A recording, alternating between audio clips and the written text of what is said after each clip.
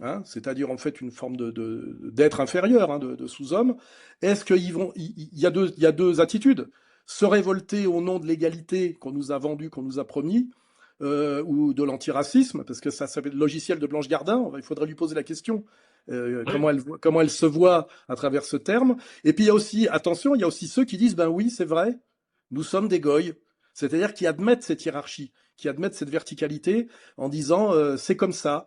Soit ils l'admettent parce que pour des raisons religieuses ou même pour des raisons de fatalisme ou des raisons presque, tu sais, d'admiration, comme aujourd'hui, il y a une très grande vague d'admiration pour les escrocs franco-israéliens, tu sais. Les types comme Mouli, aujourd'hui, sont considérés comme non seulement des stars, mais même des héros, tu vois. Et on est quand même dans ce monde d'effondrement de la morale. Et ça pose problème, c'est que je pense qu'il ne suffit pas d'avoir raison aujourd'hui, d'un point de vue moral, d'un point de vue logique et même d'un point de vue journalistique. Ça ne suffit pas. Je veux dire, Ah c'est oui, mais c'est. la réponse, c'est et alors, tu sais, et alors, oui, et alors, tu sais, on a pris le pouvoir, on a le pouvoir, on vous emmerde, vous êtes des perdants et vous devez l'accepter parce que sinon la punition sera encore plus violente, tu vois. On n'a jamais vu quelque part, si je veux aller sur ton terrain, un esclavagiste s'excuser d'être esclavagiste. Il dit bah oui, je suis ton maître, tu es l'esclave, et si tu te révoltes, eh ben tu seras puni, et c'est tout, tu vois. Il y a pas. Et nous, on est encore un peu dans la naïveté de la logique est avec nous, la morale est avec nous, donc on doit finir par triompher, tu vois. Alors, en fait, il n'y a pas forcément de rapport entre avoir raison et qu'il y ait un changement sur le plan du pouvoir ou même du traitement. La preuve, tu vois, aujourd'hui, la réponse du système, c'est on te ferme ton Facebook, tu vois. Moi, je suis interdit de Facebook depuis des années en mon nom, hein. Ouais, Donc on j'ai l'avait aucun monté, scandale. ça s'était un peu calmé, mais bon, ils se sont énervés là. C'est vrai que c'est à contre-courant de ce qui se passe et de la popularité. Là, on est près de 100 000 personnes là dans ce live. 100 000 personnes, c'est unique. Ça n'existe pas. Et pourtant, tu vois, ils pensent que en fermant, mais on n'arrête pas ce vent qui est, vu ce qui est en train de se passer aujourd'hui, je pense qu'ils ne se rendent pas compte. Alors peut-être que je me trompe, mais il me semble que c'est la première fois dans l'histoire que les financiers, ces gens qui cultivent la discrétion, soient autant exposés et soient les financiers d'un mec qui s'appelle Epstein, qui est aujourd'hui identifié comme un monstre. Bon, même si Le Point dit que c'est moi le diable aujourd'hui. Bon, euh, Mhm. bon, il s'accroche encore un peu aux branches, mais je pense qu'une bonne partie de l'opinion publique aujourd'hui en France, quand même, reconnaît que Epstein, c'est pas bien. Alors, moi, ça fait 2 ans, bientôt 2 ans de bracelet, j'ai appris que euh, Pierre Palmade avait eu le droit, lui, contrairement à moi, à des remises de peine. Merde. Donc on va lui enlever son bracelet. Et moi, je l'ai toujours et je l'ai encore pour un bout de temps. Et c'est vrai que Bah, oui, oui, si tu veux, si tu veux qu'on aille un peu dans la rigolade, au moment même où il y a l'affaire Epstein, en ce moment, et au moment même quand je dis voilà ce que révèle l'affaire Epstein, c'est-à-dire une mafia qui est même la mafia des mafias et qui est communautaire, suprémaciste et raciste, et qui est doublement, j'ai dit délinquante, mais qui est doublement criminelle sur le plan financier et sur le plan sexuel, je te signale que le 26 qui arrive, là, le 26 février, je vais être jugé pour association de malfaiteurs dans un but d'apologie et d'aide au terrorisme iranien. Et on parle de moi comme étant à la tête de la pieuvre iranienne en France et d'être à la tête des réseaux qu'on appelle soralo-iraniens. Ces réseaux Mhm. soralo-iraniens, c'est trois personnes, dont deux que je ne connais pas.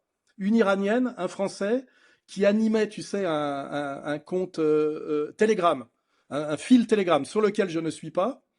Et en fait, le procureur a demandé pour ce procès qui va être jugé en première instance le 26, 3 ans de prison ferme pour moi. 3 ans de prison ferme parce que soi-disant, je serai à la tête de la pieuvre iranienne en France. Au même moment où se passe l'affaire Epstein, qui est une affaire, Youssef l'a démontré, parce qu'il faut non seulement il faut apporter les preuves, est une affaire totalement israélienne, hein, qui montre la domination totale de la puissance israélienne sur l'Occident collectif par des stratégies qui sont des stratégies de corruption, de compromat, etc., etc. Eh ben, ma réalité à moi, tu vois, c'est que je risque 3 ans de prison supplémentaire raison pour laquelle je suis exilé de France, hein, je ne peux pas mettre les pieds en France, je le rappelle, pour être soi-disant au sommet.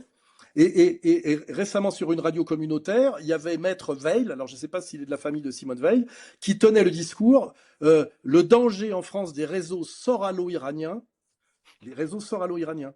Voilà. Et donc, voilà, le danger, donc en ce moment, c'est pas ce que révèle l'affaire Epstein, c'est les réseaux soralo-iraniens. Tu vois, Non, mais bon, c'est c'est on peut en excessif. rire, mais comme dirait l'autre, tu sais, il y avait une phrase d'Audiard, les cons, ça ose tout, c'est à ça qu'on les reconnaît, tu vois. Là, on peut dire Mm. quand même qu'il y en a qui osent tout, et c'est quand même, effectivement, c'est à ça qu'on les reconnaît. Ils n'ont aucune limite dans le mensonge, aucune limite. C'est même un sport chez eux. Et l'effet que ça produit, c'est la sidération. C'est que moi, je vois que finalement, pour l'instant, la seule chose qui s'est passée, le seul acte qu'a commis Nunez par rapport à l'affaire Epstein française, c'est m'envoyer au tribunal sur un signalement et donner une protection policière à Jacques Lang, qui d'ailleurs, je crois, a quitté le pays et est parti plus ou moins se planquer au Maroc, je crois.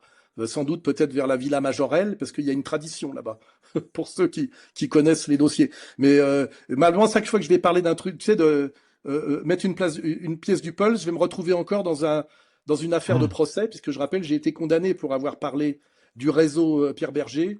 D'ailleurs, j'ai pas vu de connexion encore Berger-Epstein. Je suis étonné, parce que normalement, ça coulerait presque de source. Alors, je Mais ne en sais tout, pas si ça va venir ou pas.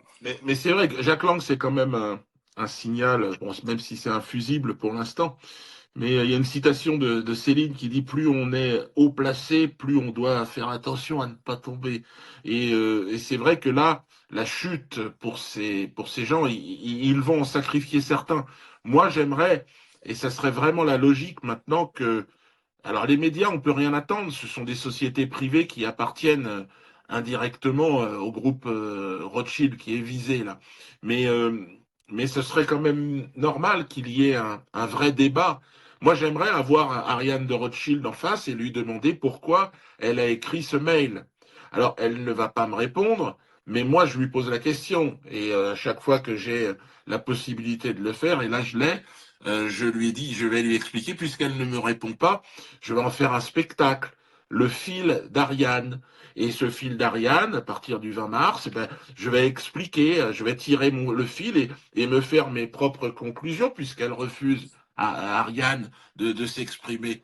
Alors, il y a cette arrogance et ce racisme, hein, et je pense que le ministre Louis Farrakhan en parlait avec une justesse absolument incroyable il y a 30 ans. C'est comme s'il me racontait mon histoire. Et je trouve que c'est ce racisme viscéral. Alors, tu, tu as raison, Alain, c'est pas seulement envers les Noirs, mais envers les Noirs, il est quand même particulier, quand même. Oui, oui, bah, de toute façon, il suffit de lire Maïmonide, hein, je rappelle le grand réformateur pourtant du talmudisme, considéré comme plutôt un talmudiste moderniste. Dans la hiérarchie des goïs, tu es en dessous de moi, hein, c'est clair, puisque Ouais, toi, ouais, tu es considéré comme un singe à peine doué de la parole. Hein. c'est ça. Tout ça, et tout ça se lie. Hein. C'est peut-être ça qui manque comme culture à Blanche Gardin.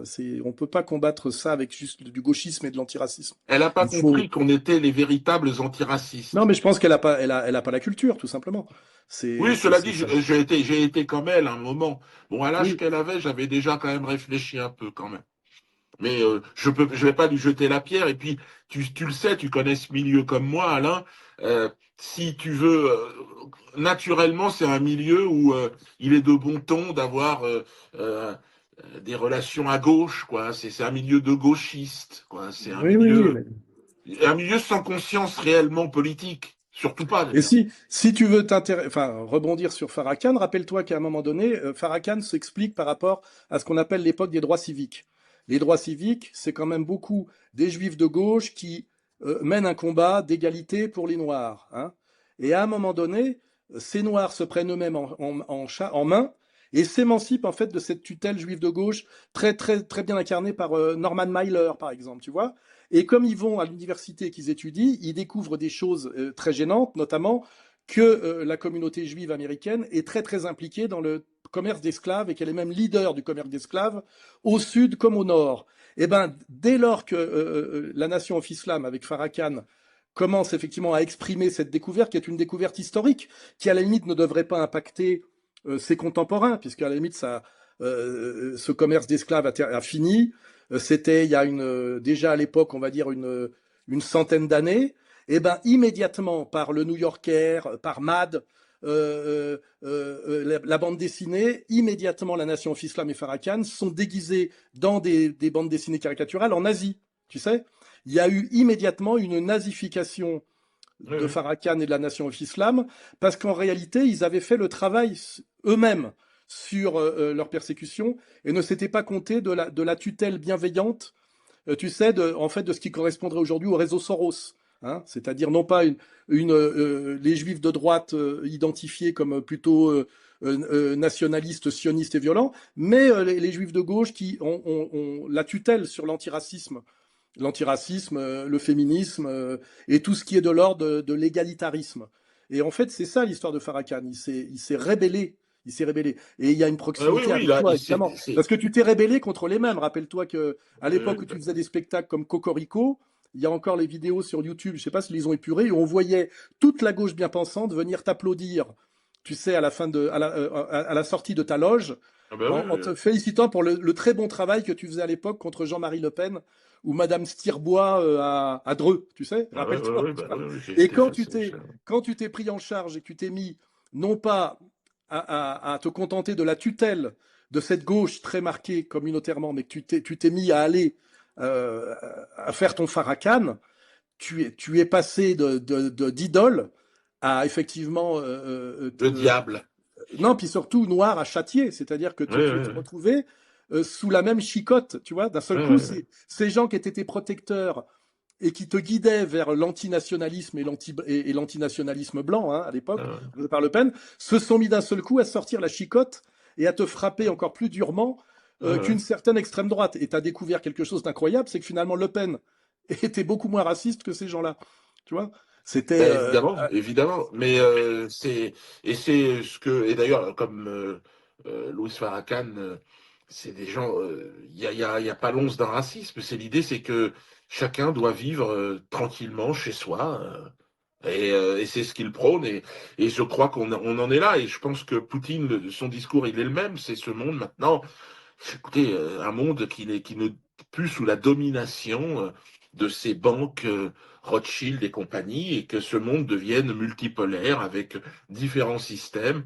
Alors moi, je reste quand même pèlerin de la farce, pèlerin alors je fais de la peinture maintenant, mais et c'est pour ça que l'art. Mais toi aussi, tu t'es intéressé à l'art. L'art, souvent quand même, c'est une soupape dans une société. Alors on le voit avec Blanche, la pauvre. Elle souffre, ils la font souffrir et quand même elle baisse le regard. Alors que je pense que l'artiste, il doit conserver, c'est une question de vie ou de mort, cette liberté en lui pour créer, pour avancer. Donc moi, là, j'annonce là. Ben peut-être, je sais pas s'il y a encore des personnes, des artistes. Là, on en avait invité quelques-uns. Euh, oui, parce que moi, je, je ben suis de oui, bonne volonté, mais tu as vu, je suis un peu malade. Et ben oui, bon, oui, oui, oui, oui, c'est pour ça. j'ai quand même dit à peu près ce que j'avais à dire, et surtout que j'ai fait pas mal d'interventions récemment pour Ouais. expliquer ce qu'est l'affaire Epstein dans sa complexité, c'est-à-dire les financiers, le méga groupe, le rôle d'Epstein comme facilitateur, intermédiaire et fusible, avec cette double dimension corruption financière, corruption sexuelle. Et puis derrière, les bénéficiaires qui sont essentiellement l'État d'Israël via le Mossad. Hein. Voilà, donc ça c'est la réalité. Elle explose, elle est incontournable par rapport à la divulgation des mails. Alors après, effectivement, là où il faut faire attention, c'est que le boulot d'Epstein, c'était d'être un mondain, c'est-à-dire d'organiser en permanence, tu sais, le principe du pot de miel, des dîners en ville, des soirées, etc.